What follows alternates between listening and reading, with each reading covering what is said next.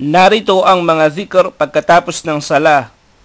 Pagkatapos magsalam, sa kanan at sa kaliwa ay bigkasin ang Astaghfirullah, Astaghfirullah, Astaghfirullah.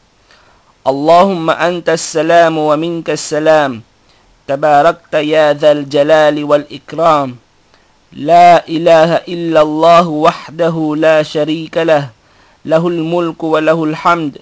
وهو على كل شيء قدير اللهم لا مانع لما أعطيت ولا معطي لما منعت ولا ينفع ذا الجد منك الجد لا إله إلا الله وحده لا شريك له له الملك وله الحمد وهو على كل شيء قدير لا حول ولا قوة إلا بالله لا إله إلا الله ولا نعبد إلا إياه له النعمة وله الفضل وله الثناء الحسن لا إله إلا الله مخلصين له الدين ولو كره الكافرون.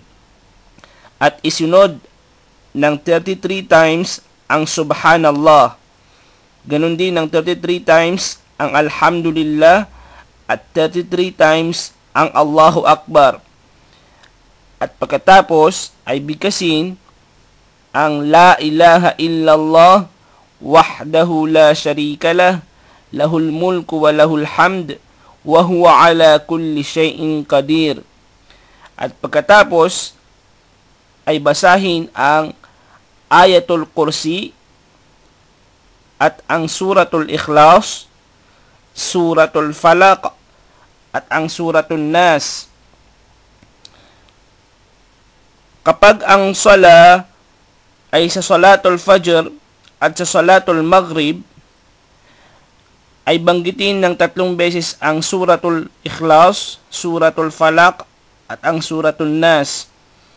Subalit, kung sa Zuhur, Asr at Isha ay tigi-1 beses lamang.